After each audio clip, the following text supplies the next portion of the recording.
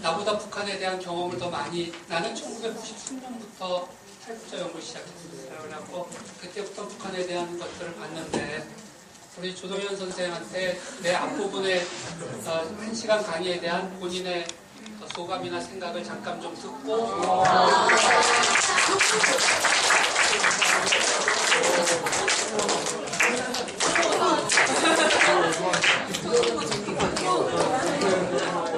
선생님이 나왔습니다.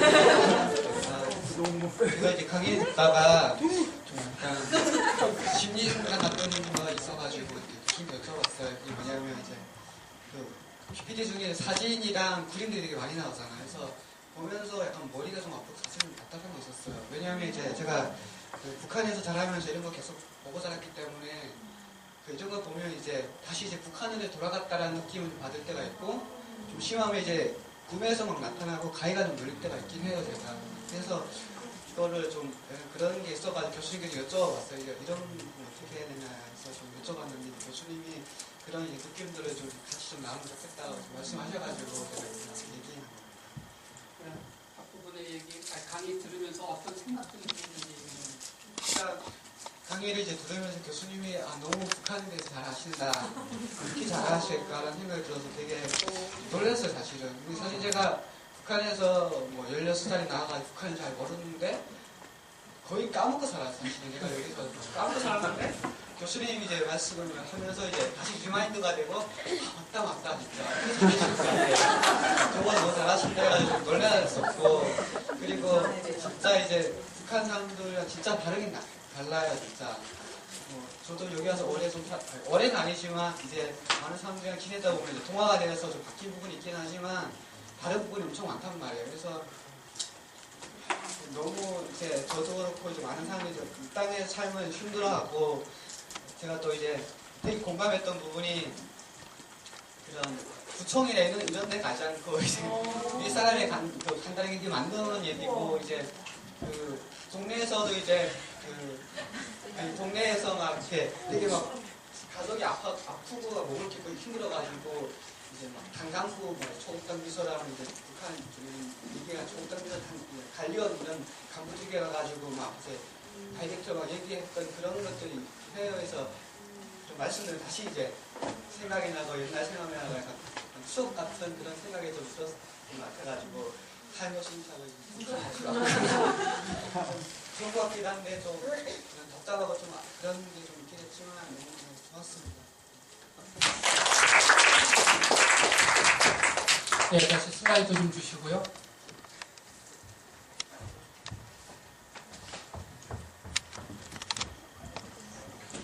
그럼요.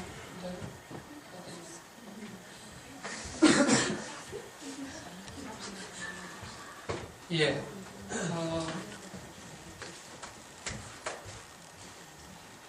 아까 전 시간에 좀 여러 가지 얘기는 했는데, 이제부터 여러분들이 한번 이래 봅시다. 지금부터는 앞 시간에서 얘기했던 내용에 대한 우선 첫 번째 질문 하나 나왔었고 간단한 대답은 했었어요. 또 다른 질문 있으면 여러분들 지금 아예 좀 질문해. 안녕하세요. 저는 이다솜이고요. 제가 궁금한 건 저희가 남한사의 사람들도 되게 다양한데 시민 사람들은 그런데 특히 세대 차이가 되게 많이 나는 것 같아요. 전쟁을 경험한 세대, 아까 말씀하셨듯이 저희의 생각은 완전히 독특하잖아요. 우리 완전히 민주화된 시대 이후에 태어났고, 그런데 이제 북한의 젊은이들도 많이 다를 것 같아요. 뭐 어른들이나 전쟁 경험한 세대들이나 공산주의 이념도 사실 어떻게 보면은 이제 이렇게 형식적인 모습은 많이 있어도 거기에 정말 이제 혁명을 직접 겪은 세대는 아니니까요. 나라를 수립하고. 그래서 어떤 점이 좀 다른지. 그러면 통일 이후에 사실 두 개, 남과 북 이게 아니라 네 개가 될 수도 있는 거잖아요. 그래서 그런 거에 대해서는 좀 어떤지 궁금합니다. 예, 아주 너무 훌륭한 질문을 해줬는데 좋은 얘기예요. 북한 같은 경우에 있어서도 남한만큼이나 세대차가 큽니다.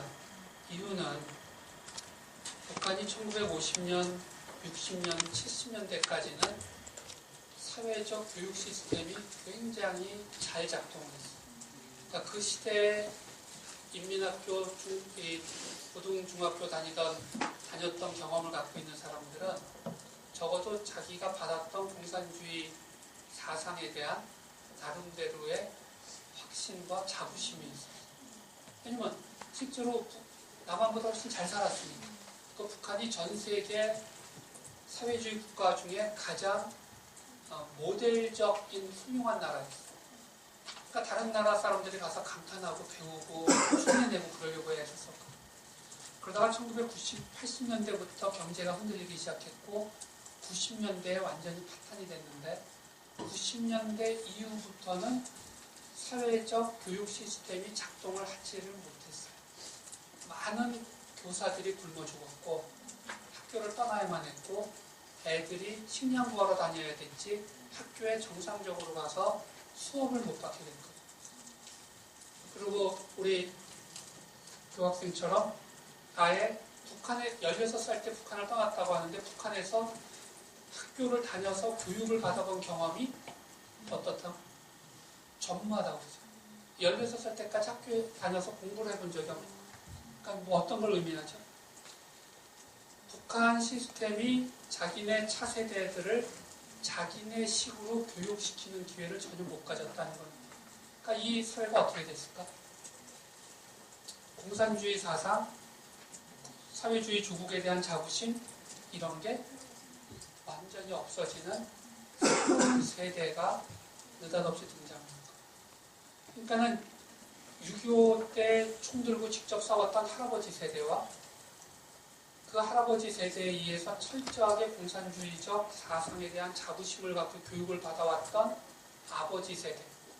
그런데 아들 세대에 들어서는 느닷없이 어떠한 사회적 교육도 받지를 않게 되고 조국이 날 위해서 해준 게 뭐가 있냐 라고 하는 식의 질문을 던지는 것에 대해서 대답할 길이 없는 뉴 에이지가 등장합니다. 사실 북한 입장에서. 그리고는 그 사람들이 이제는 아이들을 낳기 시작해요. 그러니까는 나만이 안고 있는 이 세대차와 더 근본적 문제를 갖고 있을 가능성이 있음을 아시겠어요? 이게 지금 아마 지금 북한의 김정은이가 제일 고민해야 될, 실제로 뭐 그 고민하고 살 거라고 별로 생각이 안 들지만, 고민을 해야 한다면, 북한 내부 사람들의 정상화예요, 사실. 근데 그거가 그들 수준에서 지금 쉽지가 않은 면이 있겠죠. 북한 사람들의 심층 심리에 대한 이야기를 좀 할 텐데, 아까 이제 6가지, 7가지 얘기했던 거는 겉으로 드러나는 표면적인 차이예요. 그러니까 그거는 누구나 북한을 여행해 보시고, 북한에서 좀 살아보고, 북한 사람들과 관계를 형성시켜보면, 확실히 남한 사람하고 이런 게 좀 차이네, 라고 하는 이야기를 앞에 것들을 할 수가 있는 거예요. 근데 우리가 도대체 그런 현상이 왜 나타나고 있는 걸까? 라고 하는 조금 더 심층적인 측면의 것을 지금부터는 조금 들여다보려고 합니다.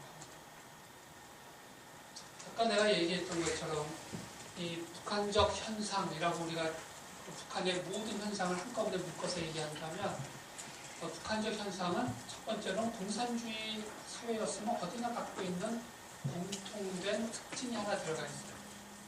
그 요소가 작동하고 있는 거예요. 그 다음에 예를 들면 스탈린이나 모택동 시대에 공산주의 국가가 갖고 있었던 특징을 김일성 국가도 그대로 갖고 있던 거니까.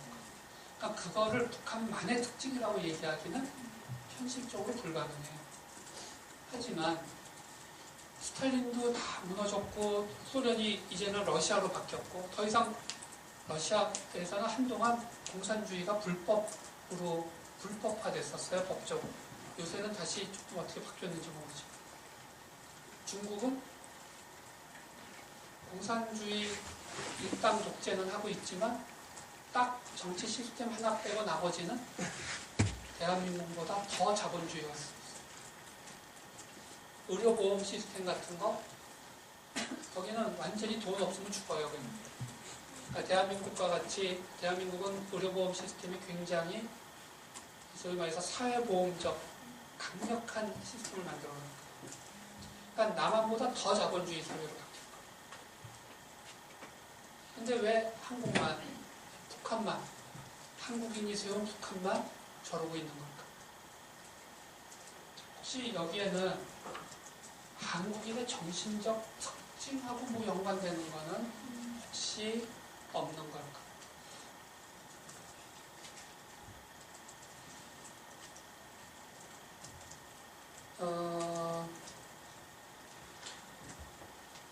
우리나라 역사 속에서 등장했던 왕조사를 이야기를 하라고 그러면은 우리나라의 초등학교 2, 3학년 정도 중에 만화책 열심히 보고 똑똑한 친구라면 아마 얘기를 할 거예요. 그렇죠? 삼국시대 때부터 뭐 고려, 조선 뭐 이렇게 내려오는 게 더 똑똑한 친구는 삼국시대 전에 뭐 부여가 있었고 어쩌고 아마 이 얘기까지 할 거예요. 근데 이 이야기는 지금 내가 지금 요 얘기를 다 하는데 한 4초 정도 걸리잖아요.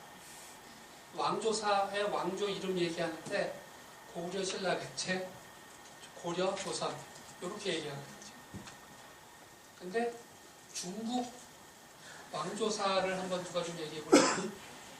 중국 전공하는 사람 없던가? 어? 중국 전공?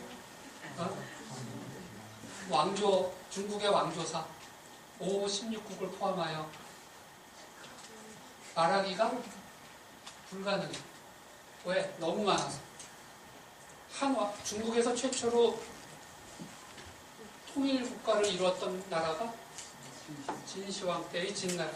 진나라가 세워져서 망할 때까지 얼마 동안 이 왕조가 유지됐죠? 한 30년 유지했어요. 2대 왕 때 무너졌죠. 그 다음에 다시 중국을 통일한 나라가 수나라예요. 수나라가 근데 망한 게 2대 왕 때 또 망해요. 30년. 우리가 잘 알고 있는 역사적으로 중국 왕조 중에 제일 유명한 나라가 한나라, 뭐 당나라 이런 나라들인데 이런 송나라 이런 나라들의 왕조 유지기가 다 200년, 230년. 중국은 아주 길면 200년이고요. 기본적으로 30년에서 5, 60년. 왜 나라가 끊임없이 왕조가 바뀌어야만 했을까? 이유는 리더가 유능하면 왕조가 유지가 되는 거고요. 리더가 무능하면 중국에선 즉각 왕조가 바뀌었어요. 그러니까 리더의 유능함과 무능함이 매우 중요한 사회예요. 그런데 한국인들은 나라를 한번 세우면 왕조가 유지되는 기간이 몇 년? 응? 한국인들은 기본이 500년. 좀 길었다 하면 몇 년?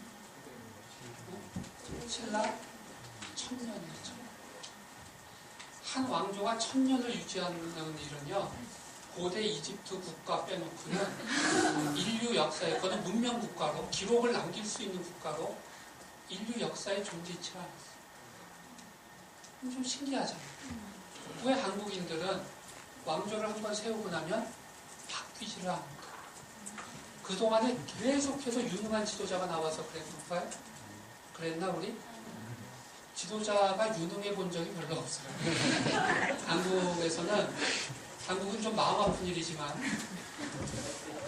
외침을 받았을 때 왕이 끝까지 나가 싸우다가 장렬하게 죽음으로써 나라가 망한 일이 없고요. 대부분 쳐들어오면 관군들과 함께 도망을 가요. 근데 관군이 도망가고 왕이 도성을 비우고 나면 일본식으로 치면 나라가 망합니다. 근데 한국인들은 그래서 임진왜란 때 일본군들이 그것 때문에 헷갈렸다는 거 아닙니까? 들어와서 서울을 하고 임금은 의주로 도망가서 중국으로 넘어갈까 말까 고민하고 있어서 일본식으로 치면 전쟁이 끝난 거예요. 근데 관군이 하나도 안 보이니까 그때부터 칼이 아니라 무슨 곡괭이 같은 거 들은 사람들이 산에서 내려오기 시작하는데 얘들이 광군보다 더 열렬히 싸우고 결국 걔들에 의해서 일본군이 죽기 시작해요. 누구야? 우리가 알고 있는 소위 의병입니다. 의병은 원칙적으로 임금과 관의 지시를 받는다? 안 받는 거예요. 임금과 관군들은 도망을 가고 나라를 버렸다 할지라도 이 땅은 우리 땅이고 이 나라는 내 나라다라는 의식을 갖고 있는 일반 백성들이 우선. 그러니까 이거는 굉장히 흥미있는 현상인데 결국은 뭐예요? 지도자한테 의지하는 게 아니라 내가 이 나라에 부여하고 있는 나의 개념, 나의 관념, 내가 갖고 있는 나라에 대한 이데올로기가 훨씬 중요합니다. 그러니까 한국에서는 한국인들이 세운 나라는 왕조가 바뀌려면 유일한 거는 그 국가를 지배하는 이데올로기가 바뀔 때만 왕조가 바뀌어요. 고려에서 조선으로 바뀔 때에는 그래서 여러분이 뭐 드라마 보시면 아실 수 있지만 불교에서 유교라는 통치 이념이 들어오게 될 때에 나라가 바뀌어요. 불교 국가가 불교 국가로 바뀌는 법은 없다. 아마도 조선의 유교적 통치 정신이 그대로 해방 후에도 존속이 됐다면 우리나라는 그나마나 조선 왕조가 다시 연결을 했었을 거예요. 그런데 더 이상 유교 통치 이데올로기가 아닌 자유민주주의 시스템을 도입하게 되니까 나라가 대한민국으로 바뀝니다. 그러니까 뭘 의미해? 모든 게 한국인은 집에 이데올로기가 바뀌는 것만이 중요한 거예요. 지도자의 유능함과 무능함은 별로 중요하지가 않은 거예요.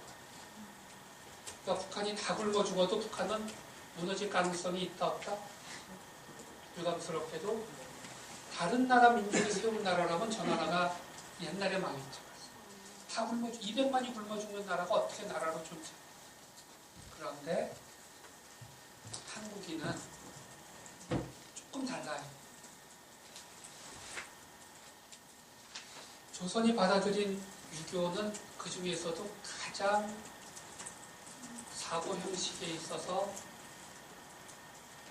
뭐랄까요? 원리주의적이고 경직된 사고방식인 성리학을 받아들인 겁니다. 그리고는 전 세계에서 조상님께 때마다 제사를 드리는 전통을 지금도 유지하고 있는 전 세계의 유일한 나라 하나. 어느 나라죠? 대한민국. 일본이나 중국의 조상님한테 제사 드리는 게 지금 집집마다 하는 게 있을까요? 없을까요? 없어요.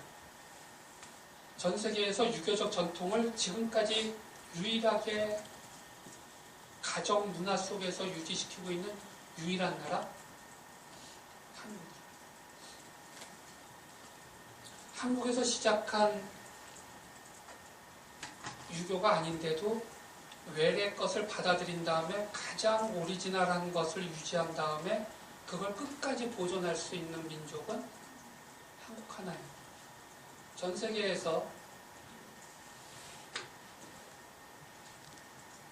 기독교를 받아들여가지고 지금까지 가장 전통적이고 복음주의적인 신앙을 유지하는 전 세계의 기독교들이 다 어떤 형태로의 변화를 하는데 오리지널한 모습을 갖기 위해서 몸부림치면서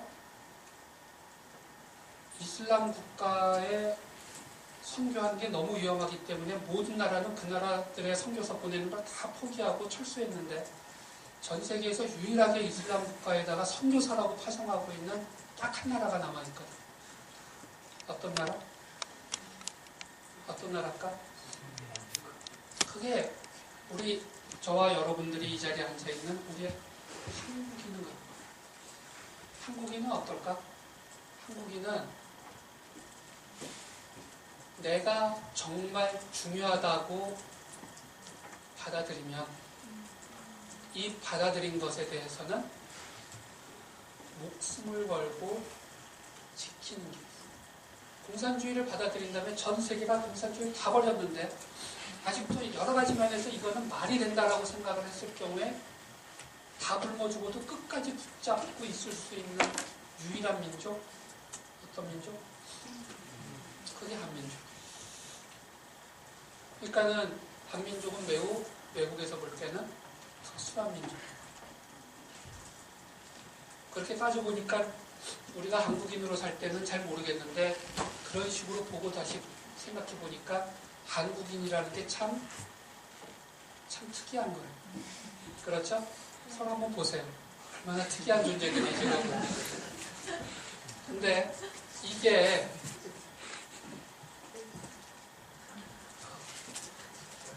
예수님의 복음을 받아들이고 이 복음을 전 세계에 나눌 수 있는 능력과 특성을 가진 민족으로서는 매우 적합한 거예요. 그렇죠? 공산주의와 같은 엉뚱한 사상이 들어왔을 때는 이게 굉장한 문제를 일으킬 수밖에 없는 그러한 민족적 특징이지만 여기에 만일에 좋은 것이 들어왔을 때 이것을 끝까지 유지하고 이것을 전 세계에 퍼뜨릴 수 있는 그러한 특성으로서는 한민족만큼 좋은 특성을 갖고 있는 나라가 없는 거야. 아마 제가 생각할 때는 유일하게 유대인 정도? 유대인들은 구약의 내용을 가지고 그들이 나라가 없이 몇천 년 살았는데도 그 전통과 문화와 경전을 유지할 수가 있었죠. 그래서 있었다면 신약의 내용을 갖고 이것을 유지하고 전 세계에 내놓을 수 있는 민족은 민족적 특성상 한국인이 굉장히 좋은 점을 많이 갖고 있어요. 그래서 여러분이 이 리더십 학교를 통해서 여러분들이 생각하고 배워야 될 것 중에 제일 중요한 거는 민족에 대한 생각이에요. 리더십 그 자체나 지식에 대한 거는 외국에 여러분들이 유학하셔서도 얼마든지 배울 수 있는 게 많아요. 그런데 이것이 왜 하필이면 이 시대에 하나님께서 그러니까 우리 발표할 때도 그 얘기가 나옵니다. 왜 나를 전 세계 몇십억 인구가 구성되고 있는 다양한 300개가 넘는 민족 중에 하필이면 한민족으로 그리고 한민족 중에서도 남한에 그리고 남한도 하필이면은 바로 요 1980년대, 90년대에 여러분들이 태어나셔갖고 이 자리에 와 앉아있을까?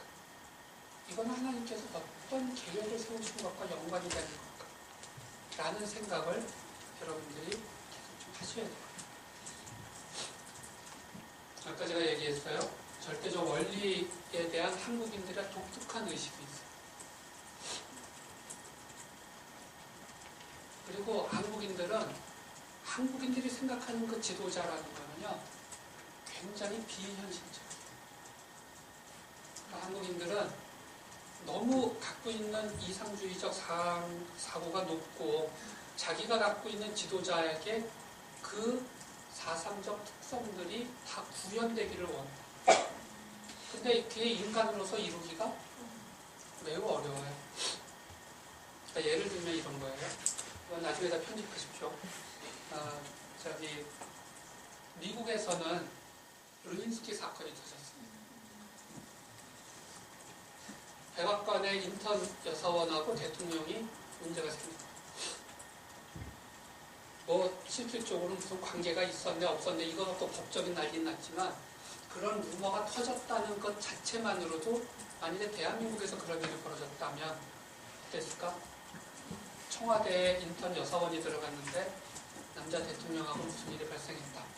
그러면 그날로 뉴스에서 나가기 시작하고 다음 날에는 이미 국회에서 벌써 이제 무슨 회가 이제 청와대 앞에 부금같이 모여서 대모를 시작했을 거고 둘째 날 되면은 대통령 탄핵안이 올라가고 셋째 날에 통과가 됐을 거예요. 한국은 절대로 용납할 수가 없는 거예요. 대통령이 그런다는 거예요. 근데 미국은 4년간 대통령직을 잘 수행하고 정상적으로 퇴임을 하고 그 후에도 사회활동 잘하고 있어요. 그럼 미국이 우리나라보다 도덕성이 떨어져서 그런 건가요? 아니요. 도덕성에 있어서의 엄격함은 한국보다 미국이 훨씬 높죠. 더구나 지도자 교육. 그러나 그 사건과 같은 것에 대해서 미국 사람들은 매우 현실적인 판단을 해요. 우리가 대통령한테 기대하는 건 나라의 경제를 발전시키고 나라를 융성하게 하는 것까지다 라고 보는 거예요. 근데 한국인들은 우리의 대통령은 한국인이 갖고 있는 모든 진선미의 가치의 최고의 상태를 상징하고 있어야 된다고 국회입니다. 그러니까 그것에서 어긋나면 대통령직에서 내려와야 되는 거죠. 이게 무슨 말인지 아시겠습니까?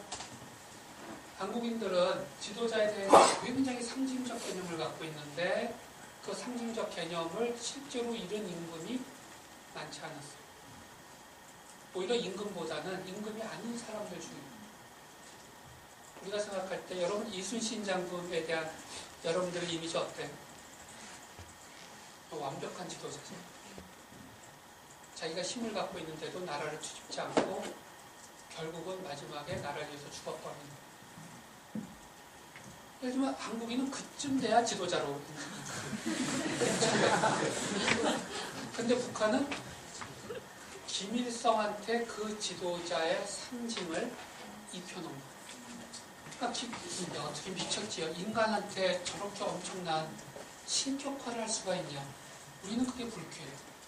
근데 따지고 보면 우리는 원래 지도자한테 그렇게 높은 걸 기대해 왔는데 단 그것에 미치지 못한다고 맨날 욕을 해왔는데 북한이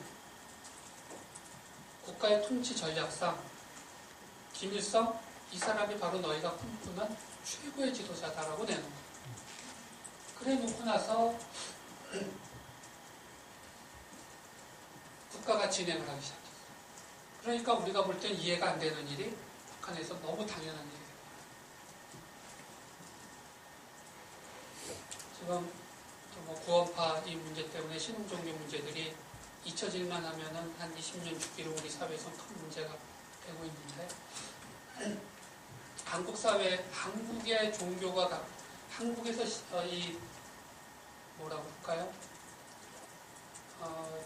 종교 심리학이나 종교 사회학적으로 볼 때에는 한국에서 힘을 갖게 되는 종교의 큰 특징은 그것이 평등 사상을 얼마나 갖고 있냐는 측면이 있어요. 그러니까 사교 집단으로 그냥 조그만 그룹으로 있는 건 문제가 아니고 아주 큰 영향력을 끼치는 종교가 되죠. 예를 들면은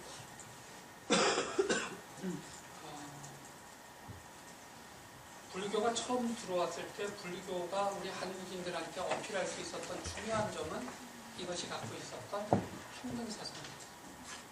물론 종파에 따라서 왕권을 강화시키는 데 사용됐던 종파들도 있었다 할지라도 유교가 처음 도입되는 당시에서는요 그렇게 상호공상과 반상의 차이가 극단적으로 나뉘지 않았었습니다. 그거는 조선 중후기로 들어갈수록 더 강화됐어요. 왜냐하면 처음에는 고려가 멸망할 당시에는 귀족 사회로 양극화된 것이 문제가 돼서 조선이 시작할 수 있습니다. 천주교가 들어올 때 서양 선교사들은 별로 들어오지도 않았는데도 스스로 우리 한국 천주교의 역사의 가장 큰 특징은 자가 발전에 있어요. 어떠한 교육을 받지 않고도 이미 천주교에 들어와서 순교해 나간 사람 숫자가 너무 많은 거예요. 이거는 가톨릭 전체 역사상 없는 사례예요. 그러니까 선교사를 파송 안 했는데도 자기들끼리 알아서 신앙을 받아들이고 순교를 해나갔던 사람들이 양산됐던 유일한 나라니까. 근데 왜 그랬을까? 가톨릭이 갖고 있었던 평등사상 때문에 힘을 받게 되는 측면이 커요. 가톨릭이 들어온 다음에 개신교가 들어왔는데 왜 한국 사람들한테 가톨릭보다 개신교가 더 빨리 퍼졌었어요? 가톨릭보다도 개신교가 더 큰 평등 사상을 갖고 있어요. 왜?